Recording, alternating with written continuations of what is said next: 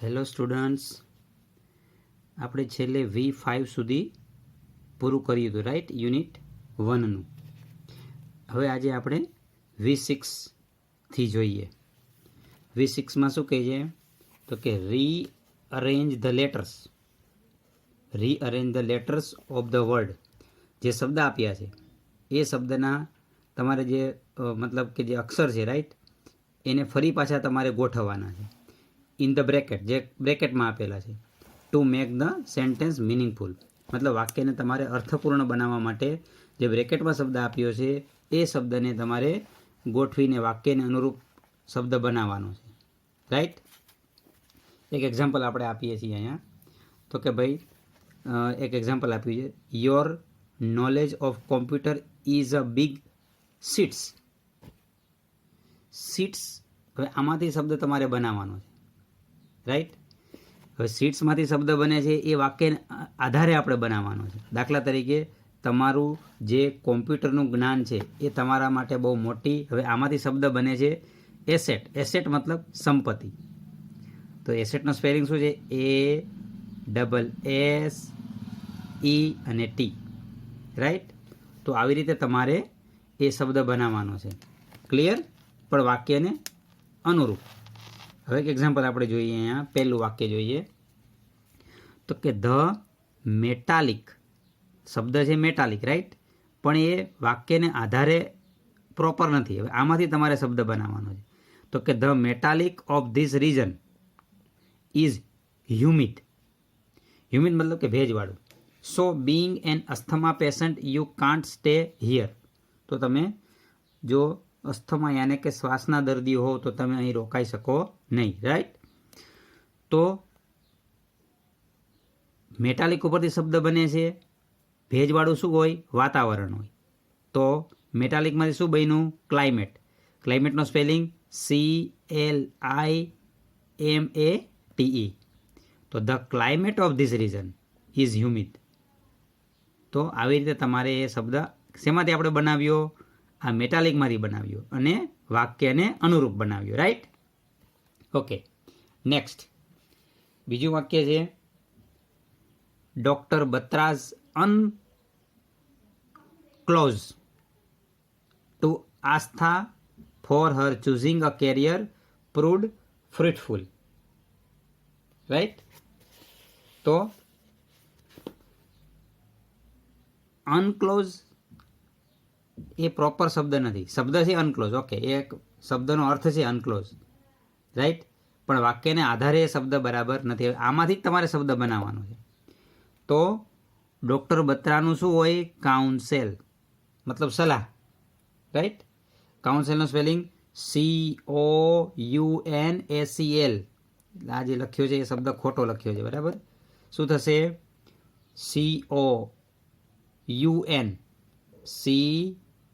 COUNSEL. કાઉન્સેલનો spelling યાદ રાખજો.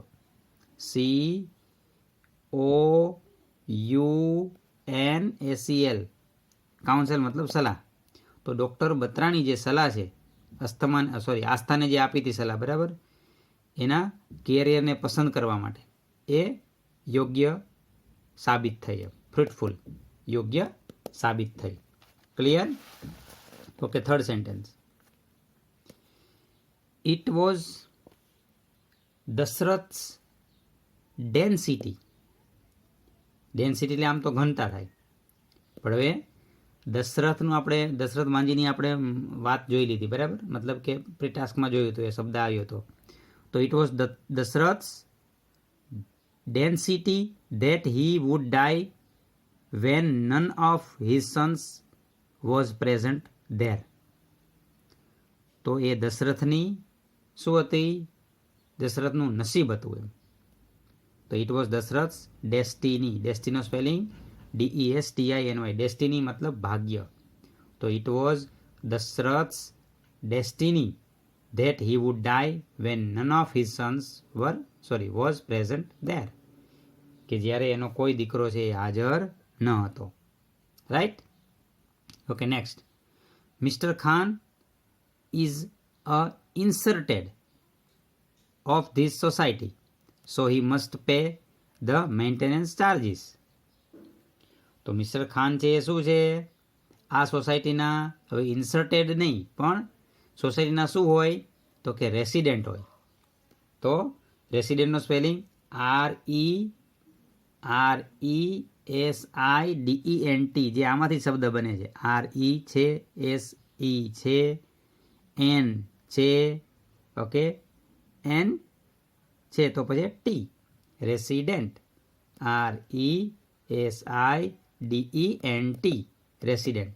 તો મિસ્ટર ખાન છે આ સોસાયટીના શું છે? રેસિડેન્ટ છે, મતલબ રહેવાસી છે. તેણે મેન્ટેનન્સ ચાર્જ આપવો જ જોઈએ. ક્લિયર? ઓકે.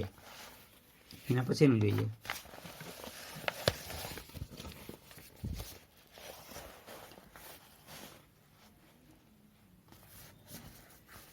તો next, Brinda's reside to educate her daughter in an English medium school was fulfilled as they shifted to Baroda from a small village. શું છે સેન્ટેન્સ? તો કે બ્રિન્દાસ રિસાઇડ નહીં, પણ શું? રિસાઇડ મતલબ બ્રિન્દાની ઈચ્છા પૂરી થઈ એની દીકરીને ઇંગ્લિશ મીડિયમ સ્કૂલમાં ભણાવવાની.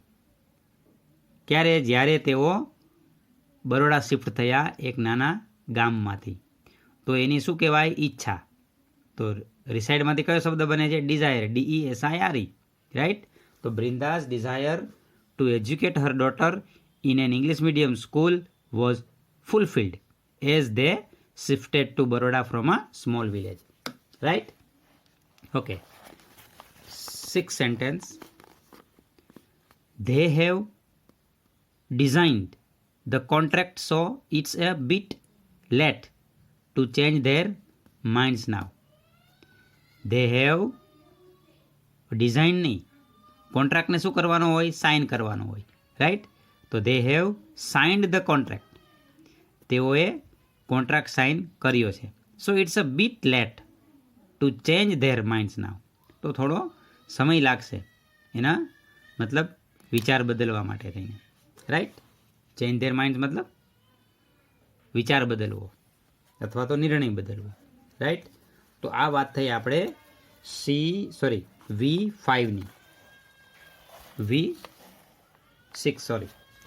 હવે આપણે જોઈએ છીએ V7. બરાબર? હવે આપણને છે ને અહીંયા આવી રીતે બોર્ડની એક્ઝામની અંદર એક પેરેગ્રાફ આપશે અને પેરેગ્રાફને આપણે પૂરો કરવાનો રહેશે. જો કે આવડો મોટો પેરેગ્રાફ નહીં, આટલા બધા શબ્દ પણ નહીં હોય, 3 જ ખાલી જગ્યા હશે. પણ આના આધારે આપણને ખ્યાલ આવે કે કઈ રીતે એ પેરેગ્રાફ હોઈ શકે છે. બરાબર? ચલો.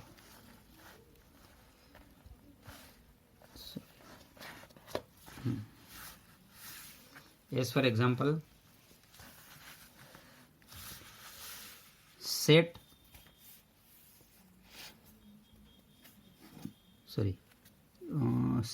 okay. Select the proper word and fill the gaps to make meaningful sentences. હવે આ જે શબ્દ આપ્યા છે એ શબ્દને તમારે પેરેગ્રાફને મિનિંગફુલ બનાવવા માટે થઈને મૂકવાના છે, રાઈટ? પહેલાં આપણે શબ્દ જોઈ લઈએ. સપોઝ કે પહેલો શબ્દ છે કોન્ટ્રીબ્યુટ. કોન્ટ્રીબ્યુટ મતલબ ફાળો આપવો અથવા પ્રદાન કરવું, રાઈટ? બીજો શબ્દ છે બ્રિલિયન્ટ એટલે તેજસ્વી. પુલ્ડ ઇન ભેગું કરવું, એકઠું કરવું. ડિસ્પ્યુટ મતલબ ડિસ્પ્યુટ યાને કે તકરાર, મતભેદ. બરાબર? પછી એના પછીનો શબ્દ છે ફાઇનલી. ફાઇનલી મતલબ અંતે. એમ્પાવરિંગ. એમ્પાવરિંગ મતલબ સશક્ત કરવું. ઇસ્યુ બાબત. લોબિડ પ્રયાસ કરવો. પ્રોવાઈડ એટલે પૂરું પાડવું. અને ફોર્મ્યુલેટ યાને કે રચના કરવી. પોવર્ટી એટલે ગરીબાઈ. ક્લિયર? હવે અહીંયા પેરેગ્રાફ છે તમારે ગમે તે હોઈ શકે, બહારનો પણ હોઈ શકે, પણ આ જે શબ્દ જે હશે ને મોટા ભાગે એ તમારે લેસનના હશે, યાદ રાખજો. આ પેરેગ્રાફ આપ્યો છે આપણે લેસનનો નથી, પણ શબ્દ જે આપણે મૂકવાના છે એ આપણા લેસનના છે, રાઈટ? તો જોઈએ તો કે સુધામૂર્તિ ફાઉન્ડ ધેટ. સુધામૂર્તિને ખબર પડી કે અથવા જાણ થઈ કે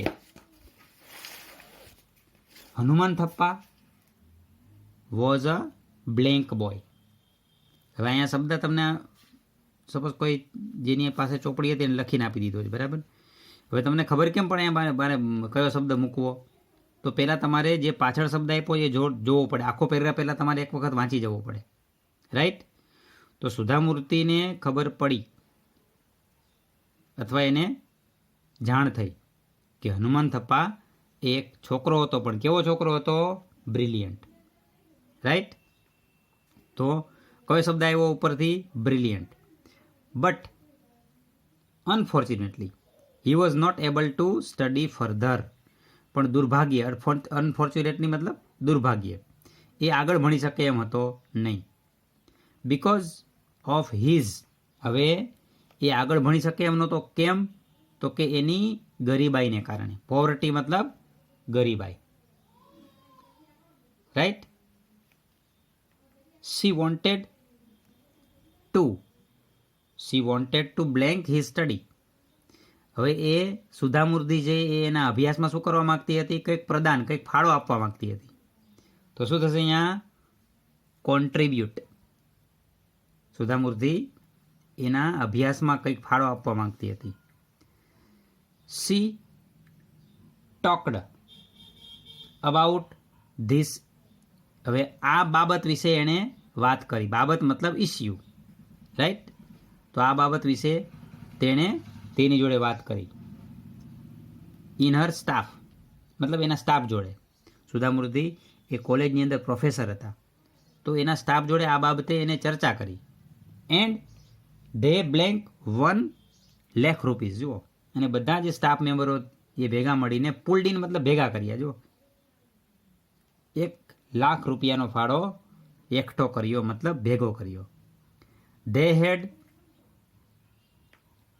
a little blank over the course of his choice. મતલબ તેઓને એનું જે કેરિયર માટે થઈને જે કોર્સ પસંદ કરવો હતો, રાઈટ, એના માટે થોડો મતભેદ હતો. ડિસ્પ્યુટ મતલબ મતભેદ થયો. ફાઇનલી, જો શબ્દ શું છે? ખાલી જગ્યા છે આમ તો અહીંયા, એટલે તમારે શબ્દ મૂકવાનો છે શું? Finally the issue was resolved. જો મતલબ જે ઇસ્યુ, જે બાબત હતી એનું સોલ્યુશન થઈ ગયું. By blank colleagues, by blank a senior colleague to take decision. તેના દ્વારા, તો કે એના જે સિનિયર કલીગ હતા એના દ્વારા. By empowering a senior colleague to take decision.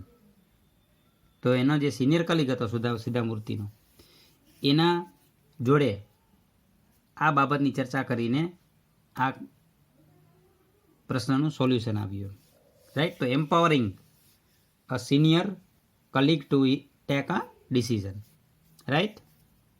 Okay, હવે એના પછીનો જે પ્રશ્ન છે એ આપણા માટે ખૂબ અગત્યનો છે. આ પ્રકારના પ્રશ્ન તમને લોકોને એક્ઝામમાં ટ્રુ ફોલ્સ જે 4 ગુણના પૂછાય છે અને લેસનના જ હોય છે. એટલે લેસન તમે બરાબર સમજેલા હોવ તો તમને સારી રીતે આવડે, રાઈટ. હવે અહીંયા તમને લોકોને શું કીધું છે કે C1 મતલબ comprehension 1.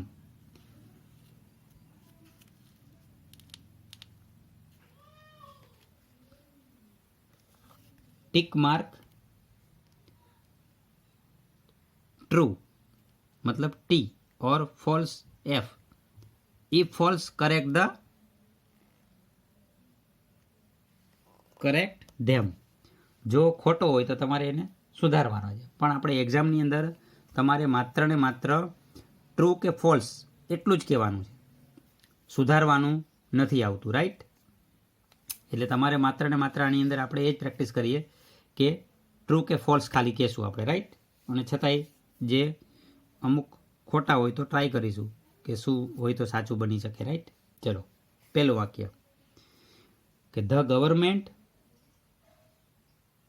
funded 21 lakh rupees to build the railway station.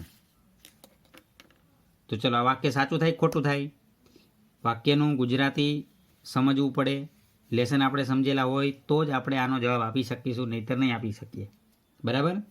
તો કે સરકારે 21 લાખ રૂપિયા ભેગા કર્યા, અથવા તો એનું 21 લાખનું ફંડ આપ્યું રેલવે સ્ટેશન બાંધવા માટે. તો સાચું થાય? ન થાય. કેમ? ગવર્મેન્ટે તો કશું જ નહોતું આપ્યું. 21 લાખ રૂપિયા ભેગા કર્યા હતા, બરાબર છે, પણ ગામ લોકોએ ભેગા કર્યા હતા. સરકારનો કોઈ આમાં રોલ હતો નહીં. માટે આ સેન્ટેન્સ છે એ ફોલ્સ થશે. Clear? Okay, next. Majority of people living in Tajnagar are businessmen. મોટાભાગના લોકો જે તાજનગરમાં રહેતા હતા એ બધા બિઝનેસમેન હતા. શું લાગે છે તમને? ટ્રુ કે ફોલ્સ? ઓબ્વિયસલી કેવું થશે? ફોલ્સ. કારણ કે મોટાભાગના જે તાજનગરમાં રહેતા હતા એ તો બધા કેવા હતા? ફાર્મર્સ હતા, રાઈટ? એટલે this is also a wrong sentence. Clear? Next, third. Ranjitsinh is the sarpanch of Tajnagar village. જ્યારે લેસન ચલાવ્યું ત્યારે મેં તમને કીધું હતું ખાસ આવા પ્રશ્ન બહુ પૂછાતા હોય છે. હવે આપણે સામાન્ય રીતે એવું જ લાગે રણજીતસિંહ તો સરપંચ હતો, બરાબર છે, બરાબર, આપણે શું કરી દઈએ? ટ્રુ. તો રણજીતસિંહ સરપંચ હતો પણ અત્યારે નથી, ફોર્મર કીધું હોય તો જ સાચું થાય. તો આ સેન્ટેન્સ કેવું થશે? False. Ranjitsinh is the sarpanch of Tajnagar village. તો ફોલ્સ. કેમ? તો કારણ કે અત્યારે નથી, એ હતો પહેલાં. હા, એવું કીધું હોત કે Ranjitsinh is the former sarpanch of Tajnagar village, then you can say yes, right? Next. Ejaz the electrician was given the job of a technician. Ejaz જે ઇલેક્ટ્રિશિયન હતો કે જેને ટેકનિશિયનની જોબ આપવામાં આવી. તો બરાબર છે, સાચી વાત છે, ટ્રુ. એને ટેકનિશિયન બનાવવામાં આવ્યો, right? Next. Out of 1000 members of the library 300 are women. તો કે ભાઈ જે 1000 સભ્યો હતા લાઇબ્રેરીની અંદર એમાંના ત્રીજા ભાગની તો મહિલા જ હતી, 300 તો સ્ત્રીઓ જ હતી. તો બરાબર છે, સાચી વાત છે. 6. The library arranged seminars to solve the family problems of women. તો લાઇબ્રેરી જે છે એ સેમિનારો છે એ મતલબ અરેન્જ કરતી હતી સ્ત્રીઓના ફેમિલી પ્રોબ્લેમ સોલ્વ કરવા માટે. તો શું લાગે છે તમને? તો આ વાક્ય ખોટું થશે, કારણ કે માત્ર ને માત્ર ફેમિલી પ્રોબ્લેમ સોલ્વ કરવા માટે જ સેમિનાર ગોઠવવામાં આવતા નહોતા, પણ બાળકોની સંભાળ, કલા, રાઈટ, પછી એવી રીતે ફેમિલીના જે તકરાર છે એને દૂર કરવા માટેના, પછી જે કંઈ વ્યવસાયિક કોઈ સમસ્યાઓ હોય, રાઈટ, તો આ જે બધી જે સમસ્યાઓ માટે થઈને સેમિનાર છે એ ગોઠવવામાં આવતા હતા. માત્ર ને માત્ર સ્ત્રીઓની સમસ્યાઓ, પણ કઈ સમસ્યાઓ એ કીધું નથી આપણે, એટલે માટે આ સેન્ટેન્સ છે ફોલ્સ થશે. Clear? Okay, next. 7th. Separate reading room for women was set up to give them safe space. અલગ અલગ વાંચન ખંડો છે એ સ્ત્રીઓ માટે ખોલવામાં આવ્યા એમને સલામત જગ્યા આપવા માટે. તો સાચી વાત છે, બરાબર.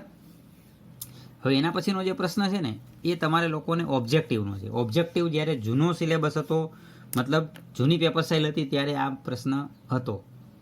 હવે તમારા લોકોને મતલબ કે ઓબ્જેક્ટિવ નીકળી ગયા છે, રાઈટ? એટલે આપણે ઓબ્જેક્ટિવની ચર્ચા કરીશું નહીં, એક વખત તમારે ખાલી જોઈ લેવાના, બરાબર? ઓકે. હવે એના પછીનો પ્રશ્નની આપણે ચર્ચા કરીએ તો સીધા આપણે આવી જઈએ હવે ક્વેશ્ચન આન્સર ઉપર. C6 ઉપર આવી જઈએ, બરાબર. પહેલાં જે પ્રશ્ન છે એ કંઈ એટલા બધા એ રીતનું કશું પૂછાતું હોતું નથી, રાઈટ? ચલો. હવે ક્વેશ્ચન આન્સર જે છે ને એ ખાલી તમારે પ્રશ્નના જવાબ કઈ રીતે લખવાને એ માટે થઈને આપણે આ ક્વેશ્ચનની અંદર થોડા 2-3 પ્રશ્નની ચર્ચા કરીએ. બરાબર. પ્રશ્નનું જેને કહેવાય કે બંધારણ એ બહુ અગત્યનું હોય છે.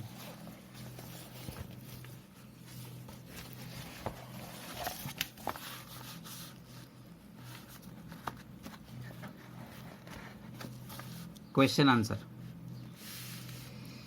પ્રશ્ન ફરી એક વાર તમને કહી દઉં કે આપણે અહીંયા કોઈ પ્રશ્ન મોઢે કરવાના નથી, રાઈટ. પણ પેરેગ્રાફ ઉપરથી ક્વેશ્ચન આન્સર આપણને પૂછાશે 10 ગુણના. બરાબર. એટલે ખાસ તમારે લોકોએ પ્રશ્નની વાક્ય રચના બહુ અગત્યની હોય આપણા માટે. બરાબર. એટલે આપણે આની અંદર 1-2 પ્રશ્નની ચર્ચા કરીશું કે પ્રશ્નનો જવાબ કઈ રીતે લખવો. બરાબર. બીજું કે આપણે જે પ્રશ્ન પૂછાય છે એને આપણે રીડિંગ કોમ્પ્રિહેન્શન કહેશું. રીડિંગ કોમ્પ્રિહેન્શન મતલબ પેરેગ્રાફ આપ્યો હોય એના આધારે ક્વેશ્ચન આન્સર. હવે ઘણી વખત કેવું થાય કે પ્રશ્ન આપ્યો છે અને જો તમે વધારે લખી નાખો, રાઈટ, તો પણ તમને માર્ક્સ તમારા કપાઈ જાય. ઓછું લખો તો પણ માર્ક્સ કપાય. જેટલી જરૂરિયાત છે એટલું જ લખવું જોઈએ, તો તમને લોકોને માર્ક્સ મળી શકે, રાઈટ. ચલો, તો આપણે પહેલો પ્રશ્નની વાત કરીએ. How long did the people of Tajnagar try to persuade the railway authorities for a railway station?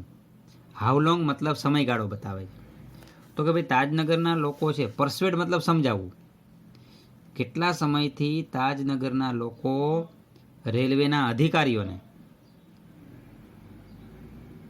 Railway station માટે સમજાવતા હતા?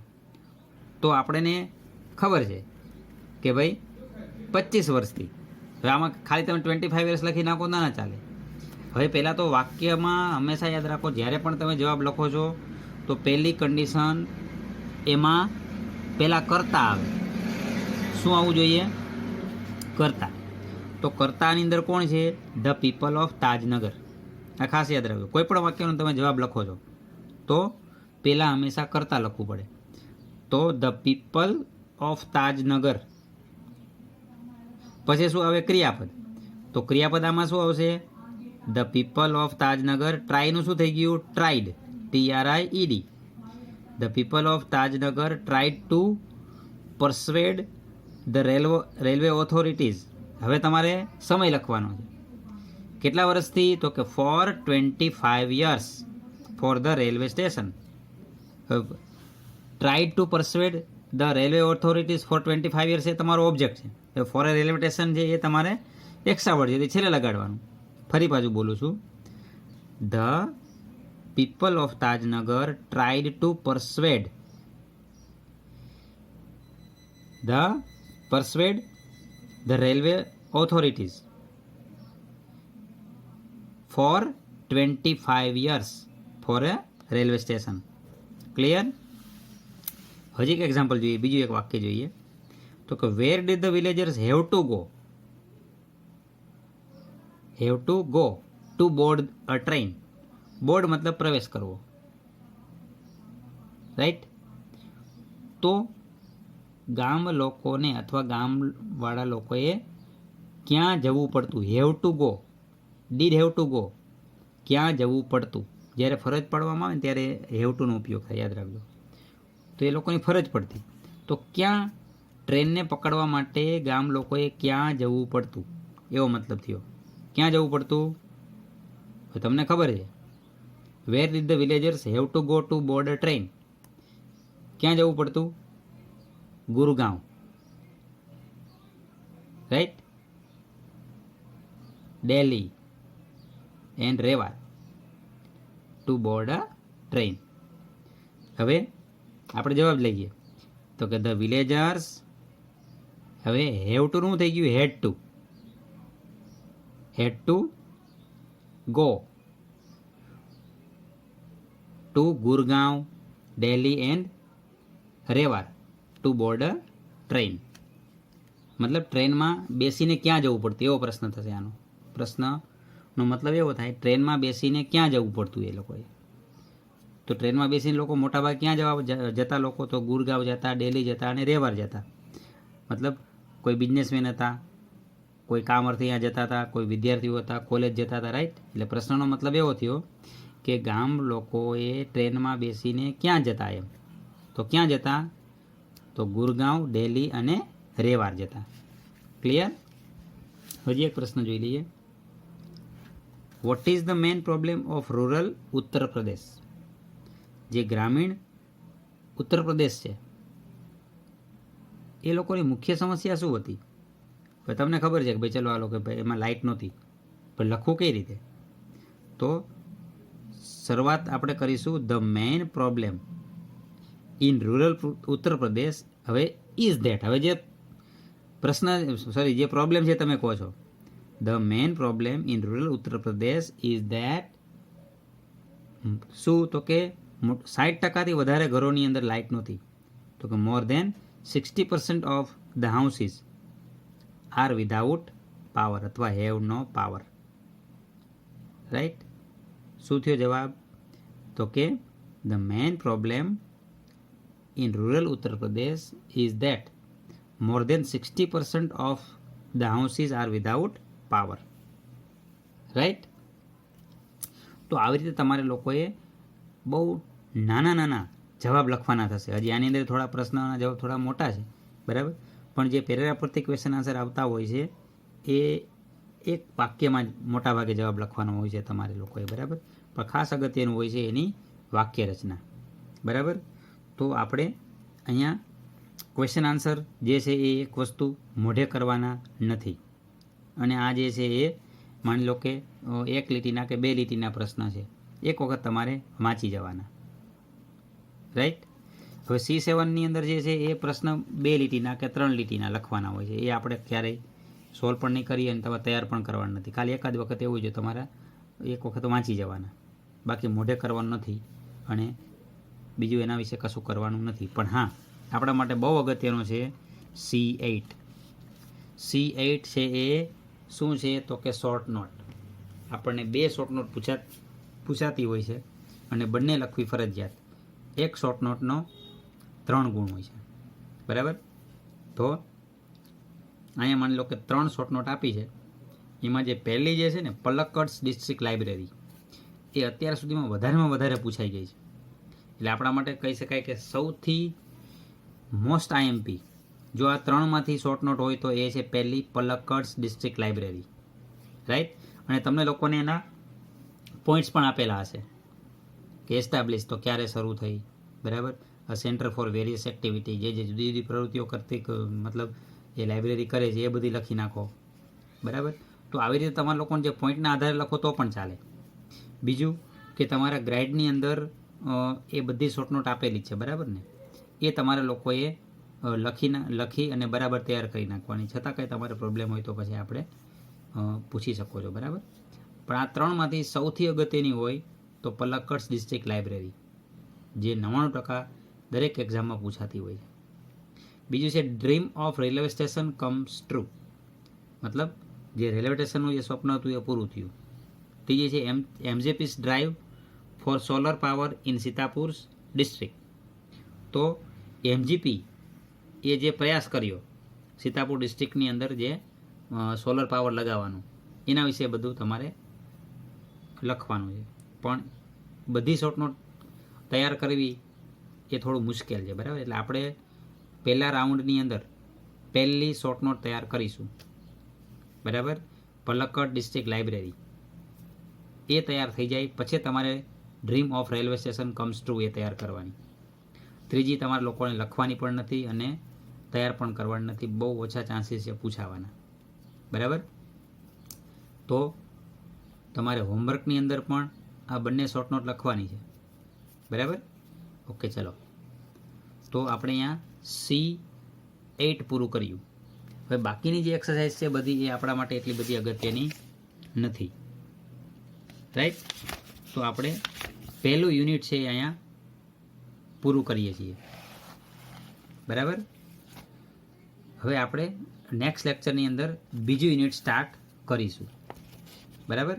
પણ ખાસ અગત્યનું મેં કીધું એ શોર્ટ નોટ તમારા લોકોએ લખી નાખવાની રહેશે, પલક્કડ ડિસ્ટ્રિક્ટ લાઇબ્રેરી અને